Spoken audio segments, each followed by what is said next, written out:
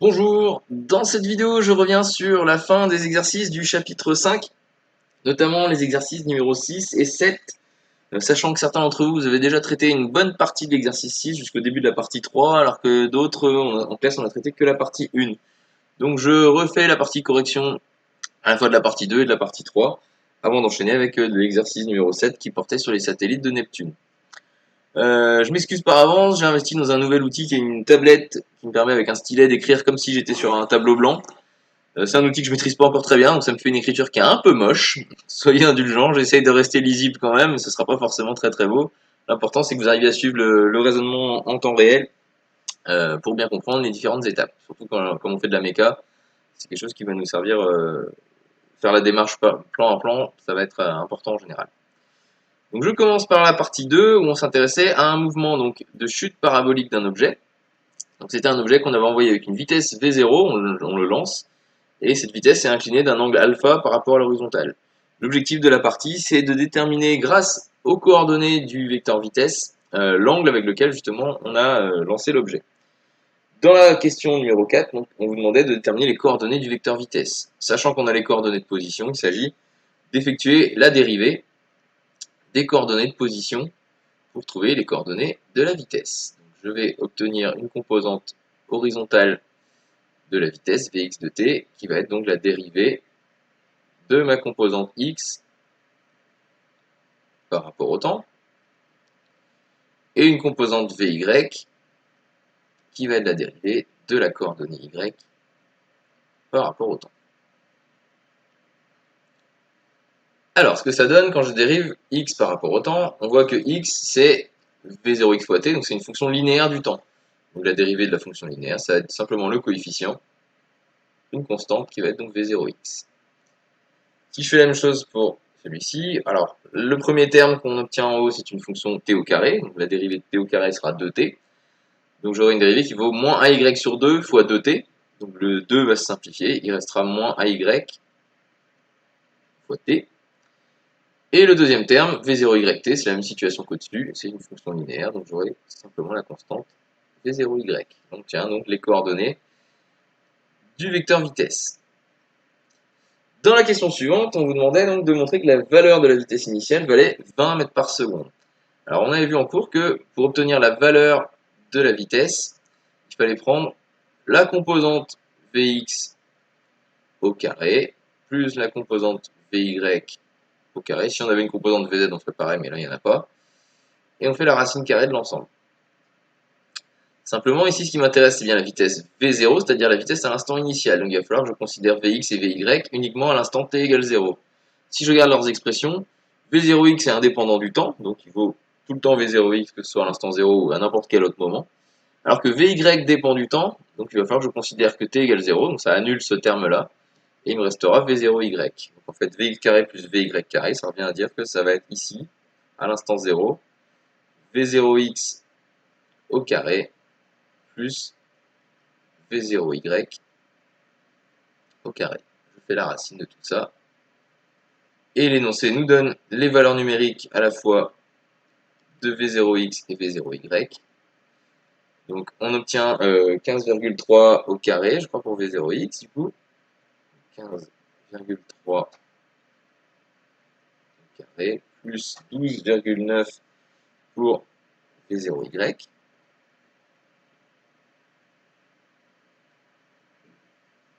Je fais la racine de tout ça.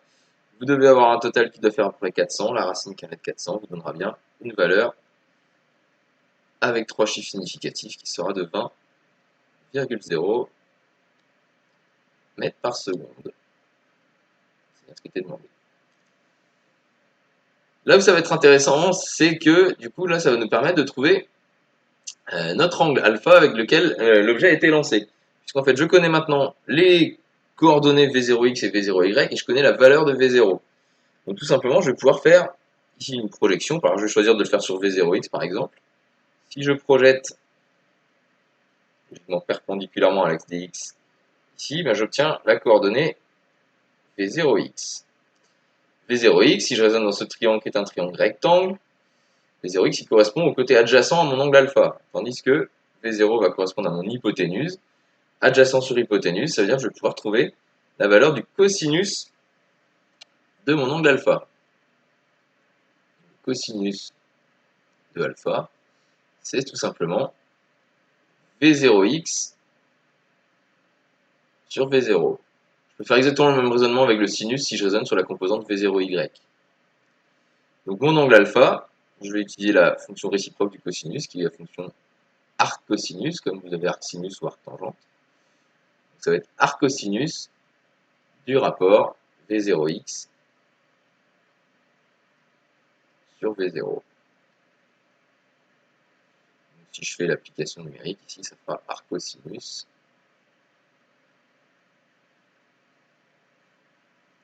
de V0x qui valait 15,3 divisé par la valeur de V0 qu'on a trouvé juste avant, qui était de 20,0. Si votre calculatrice est bien réglée en degrés, on doit trouver un angle de 40,1 degrés, qui est donc l'angle par rapport à l'horizontale avec lequel l'objet a été lancé. Dans la partie suivante, on vous parlait d'un mouvement, cette fois-ci circulaire. Alors, un mouvement circulaire, je vous ai mis ici en bas à droite le cercle trigonométrique. En gros, cercle trigonométrique, il est centré sur 0. Vous avez ici les valeurs de x, les valeurs de y, et c'est un cercle de rayon qui vaut r égale 1, tout simplement. Donc ce que vous retrouvez sur l'axe des abscisses, c'est la valeur du cosinus de l'angle i entre un point qui appartient au cercle et l'horizontale.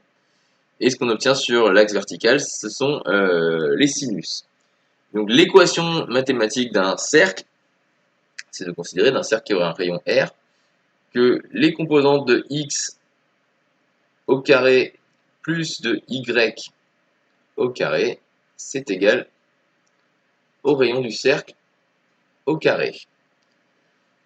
Si on traduit ça au cas du cercle trigonométrique dont le rayon est 1, que les valeurs de x c'est le cosinus d'un angle et que les valeurs de y c'est le sinus d'un angle, on peut traduire ça comme étant le cosinus au carré d'un angle i plus le sinus au carré de ce même angle i, c'est égal à 1 au carré, c'est-à-dire égal à 1. Ça c'est une propriété trigonométrique très générale, qui dit que le cosinus carré plus le sinus carré de quelque chose, c'est toujours égal à 1. Et on va s'en servir. En fait, comme on nous donne les équations horaires, x de t égale r cosinus oméga t et y de t égale r sinus oméga t, eh bien je vais faire la somme de x au carré plus y au carré. Donc r cosinus oméga t, alors oméga, je précise quand même, ça symbolise physiquement ce qu'on appelle la vitesse angulaire, c'est-à-dire de combien de degrés chaque seconde votre objet se déplace. Donc c'est, au lieu de travailler en mètres par seconde, on travaille en radians par seconde. Du coup, donc c'est ça oméga, le symbole qui est indiqué dans la parenthèse ici. Donc si je fais r cosinus oméga t au carré, ça fera r carré cosinus carré de oméga t plus y carré, et y carré qui est r sinus oméga t, donc ça fera r carré sinus carré de oméga t. Si je factorise par r au carré, ça fera r carré facteur du cosinus au carré de oméga t plus sinus au carré de oméga t. Et on a dit tout à l'heure que ça, cosinus carré plus sinus carré, ça vaut toujours la même chose, ça vaut toujours 1. Donc au final, j'obtiens bien que x carré plus y au carré est égal à r au carré. C'est bien l'équation d'un cercle que j'avais définie ici. Ok, donc on a bien les caractéristiques d'un cercle. Dans la question numéro 8, on vous demandait de déterminer les caractéristiques du vecteur vitesse à l'instant t0 égale 0. Alors, pour trouver la vitesse, il va falloir qu'encore une fois que je dérive mes équations horaires. Donc là, je vais devoir dériver les choses. Vous voyez que le t, il se retrouve dans le cosinus. Donc il va falloir que je travaille sur la dérivée d'un cosinus et la dérivée d'un sinus. Alors, petit rappel mathématique par rapport à ça. Quand vous avez cosinus de quelque chose fois x, n fois x ici en l'occurrence, et que je fais la dérivée de ça. Eh bien, cosinus x, quand je dérive, ça donne moins sinus x. Quand j'ai un facteur n devant, bah, tout simplement, il faut que je sorte le n du cosinus, ça me fera tout simplement moins n fois le sinus de nx. Si je fais la même chose pour le sinus de nx prime,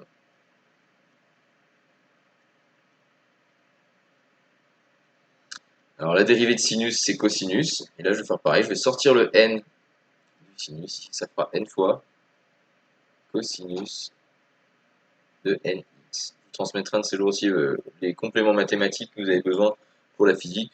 Ce sera des rappels de quelques dérivés usuels dont on peut avoir besoin, même si c'est relativement rare qu'on utilise quand même les dérivés cosinus et sinus pour l'instant en physique. Donc si jamais je dérive x de t, ça va me donner vx de t. Donc, ça fera dx sur dt, je ne le réécris pas. Ce sera la dérivée de r cosinus oméga t. Donc ici devant le t j'ai un oméga, et donc si je dérive le cosinus, ça me fera moins sinus. Donc ça fera moins r fois oméga, et mon cosinus devient un sinus. Sinus oméga t. Et si je fais la même chose pour y, y de t valait r sinus oméga t. Donc le sinus oméga t va devenir oméga cosinus oméga t, et il reste le r devant, cette fois-ci sans le signe moins. R oméga fois cosinus oméga t. Simplement, quand j'ai t égale 0, ça veut dire que je vais avoir oméga t qui vaut 0, donc je vais avoir ici sinus de 0. Alors sinus de 0, ça vaut 0. Hein. Quand vous êtes en 0 ici en ce point-là, vous n'avez rien au niveau du sinus, c'est ce point-là qu'on considère. Donc ça veut dire que Vx de t comme sinus oméga t égale 0, eh bien, il sera absolument nul. Alors que le cosinus de 0, il vaut 1, donc cosinus de oméga t, cosinus de 0, ça vaut 1, ça fera r oméga fois 1. Il reste donc une valeur Vy qui vaudra r fois oméga. Ça, c'est des caractéristiques de votre vecteur vitesse à l'instant 0. Il n'y a aucune composante de la vitesse suivant x, et il y a une valeur r fois oméga suivant y. C'est ça les composantes de votre vecteur vitesse à cet instant-là.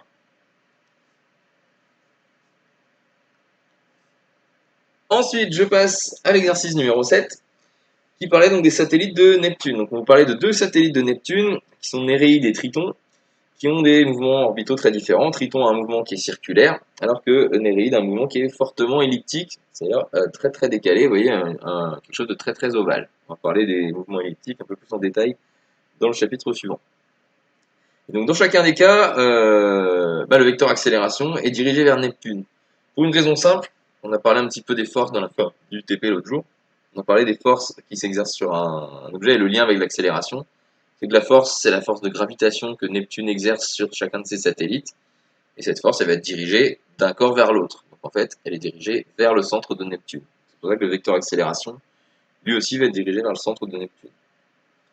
Donc sur le schéma, j'ai mis en bleu ici quelques flèches qui correspondent à l'orientation du vecteur accélération de Triton par rapport à Neptune, qui pointe toujours vers le centre de Neptune. Vous demandez sans définir d'échelle, j'ai juste fait quelque chose de sensiblement constant, puisque finalement on a un mouvement qui est circulaire, on va pas avoir trop de difficultés à démontrer qu'il va être uniforme. Donc les représentations de la question 1, ce sont celles qui sont faites ici, donc des vecteurs accélération qui sont radiaux et centripètes. Dans la question 2, on vous demande de démontrer à l'aide du repère de Freinet. Pourquoi est-ce que c'est la preuve que ça, c'est un mouvement uniforme? Alors rappelez-vous la définition de l'accélération dans le repère de Freinet. On a deux composantes de l'accélération. Vous avez l'accélération tangentielle, AT, qu'on définit comme étant la dérivée de la valeur de la vitesse par rapport au temps. Et on a la composante normale, AN, qui correspond à la vitesse au carré sur R. Alors le R, on l'avait défini pour une orbite circulaire. En gros, c'est ça le rayon de courbure local. Si jamais vous avez une trajectoire qui est elliptique, voilà, ce sera le rayon de courbure à cet endroit-là. Or ici, bah, si on regarde au niveau de Neptune et que je définissais un repère de Freinet, il y a mon vecteur UT il serait comme ça, et mon vecteur UN il serait dans la même direction et même sens que le vecteur accélération. Ça veut dire que si je projette mon vecteur accélération sur la composante tangentielle, bah, je vais trouver 0. C'est-à-dire qu'ici, en fait, j'ai AT qui est égal à 0. Ce qui revient à dire que dv sur dt, comme AT égale dv sur dt, c'est égal à 0 aussi. Donc, que la valeur de la vitesse est une constante. Donc, si vous avez une vitesse qui est constante, votre mouvement, il est uniforme. C'est pour ça que quand on vous dit que le vecteur accélération est radial, ça veut dire que sa composante tangentielle, c'est 0, donc que la dérivée de la vitesse par rapport au temps est nulle, donc ça prouve, rien que le fait que le vecteur accélération soit radial, que le mouvement va être uniforme. Au moins à l'endroit où on le considère ici. L'objet, en tout cas, le Triton, n'est pas en train d'accélérer à ce moment-là. Dans la question 3, je vais la représenter sur le schéma. Donc, on vous demande de représenter sur l'orbite de Néréide les vecteurs accélération au point N1 à N6. Donc, ce que j'ai fait en rouge, ce sont les vecteurs accélération. Donc, ils pointent à chaque fois vers Neptune. J'ai fait varier un petit peu les longueurs des flèches, dans la mesure où, quand on est au point N5, par exemple, on est plus près de Neptune qu'au point N2. Donc, la force de gravitation est plus importante. On a dit que la force était proportionnelle à l'accélération. Donc, plus je suis près, plus la valeur de l'accélération va être élevée. Donc je fais des flèches un peu plus longues. Au fur et à mesure que je m'éloigne, je les ai un peu raccourcies. Même si j'ai pas fait de quelque chose de numérique, c'était juste une tendance pour respecter quelque chose de cohérent. Et donc on vous demande ensuite à l'aide du repère de Freinet de déterminer en quel point la vitesse de Néréide augmente, diminue ou reste constante. Donc là j'ai tracé à chaque fois, sauf au point N5, j'ai pas fait, les deux vecteurs unitaires si vous voulez de votre repère de Freinet. Je les définis ici, je les ai dénommés pour le point N1 par exemple, UT, puisque le sens du mouvement est comme ça. UT va dans le sens du mouvement, tangent à la trajectoire, et UN est perpendiculaire à UT, dirigé vers l'intérieur, donc de manière centripète.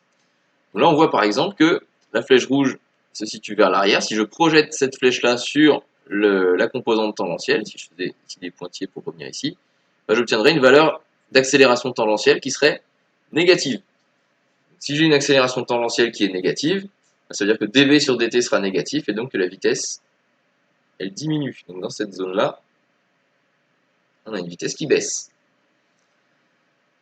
Au niveau du point N2, mon vecteur accélération, il est complètement dans la direction de UN.